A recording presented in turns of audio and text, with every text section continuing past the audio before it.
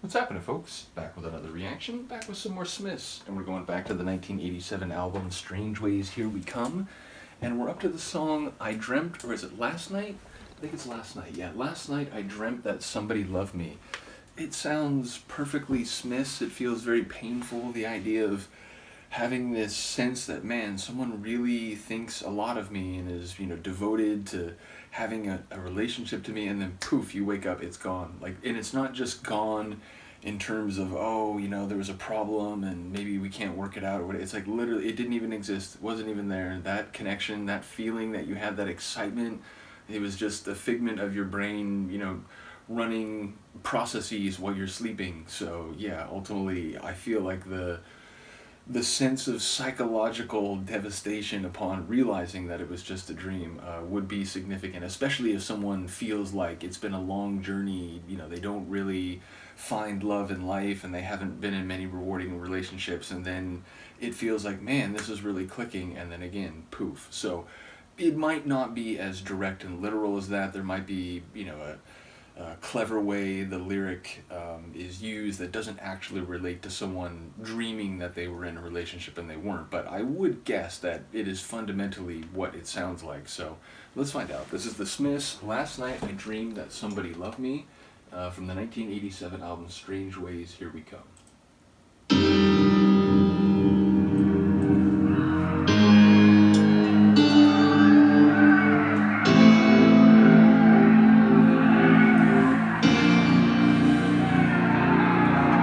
Like an angry crowd,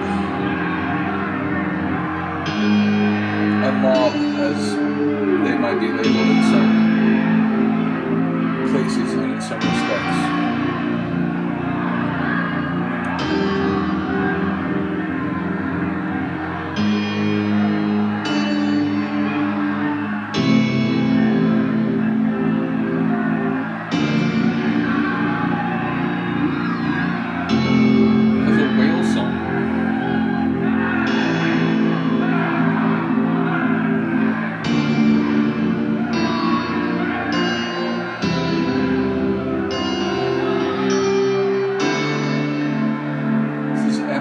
Sweeping and seemingly an odd juxtaposition. The real life din of this angry crowd with these big, powerful crows.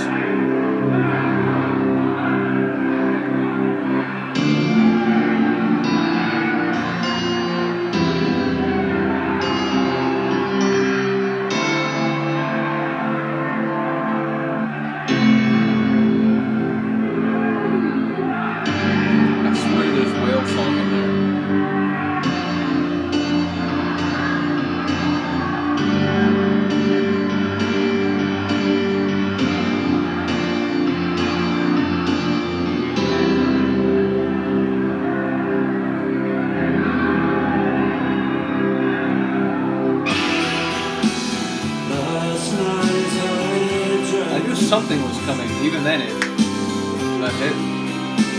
Somebody loved me. No hope, no harm, just another false alarm.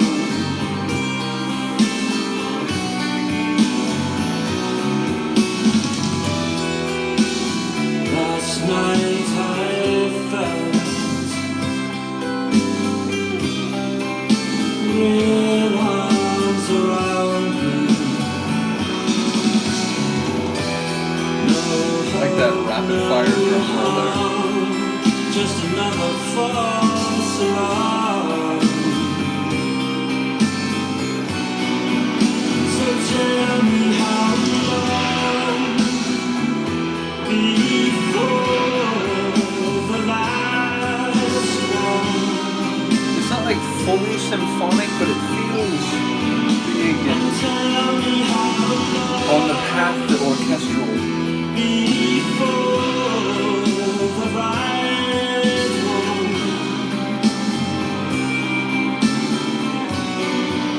This story is old, I know, but it goes on.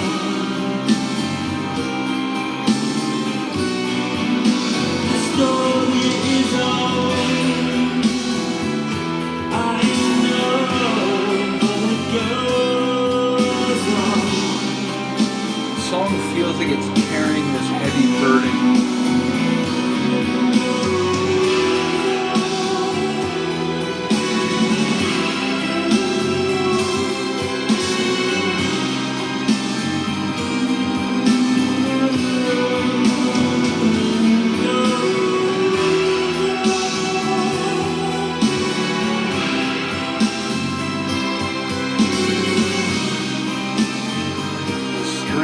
The acoustic guitar,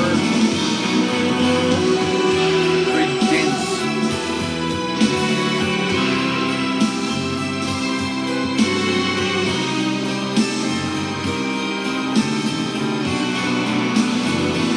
The bass is not standing out too heavily, but I hear it the whole time.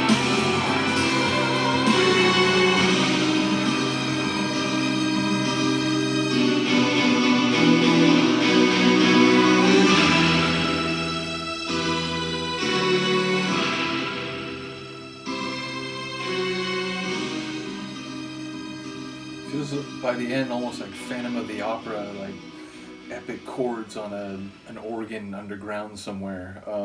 Yeah, really cool. And again, you can definitely hear them pushing some different directions. And again, shout out to Mark. I was wondering aloud in the last Smiths video about, I'm aware there was some tension about creative differences and so on. And he was basically saying it was that Marr felt a little confined by the sound that they had established and become known for, and wanted to try some different things. And I think he also said that Morrissey wanted to do more covers of like female lead songs from the 60s, and Marr felt like they had already done that. And so again, it's interesting to hear them getting to new levels of production quality and creativity, even as that process was driving a wedge between the group. So when I'm doing these deep dives, inevitably, and again, through a number of people's insightful and helpful comments, I do begin to think about, songs and sounds in time, knowing, the at least partial stories about these different groups. So, yeah, it's really interesting to me that as they were,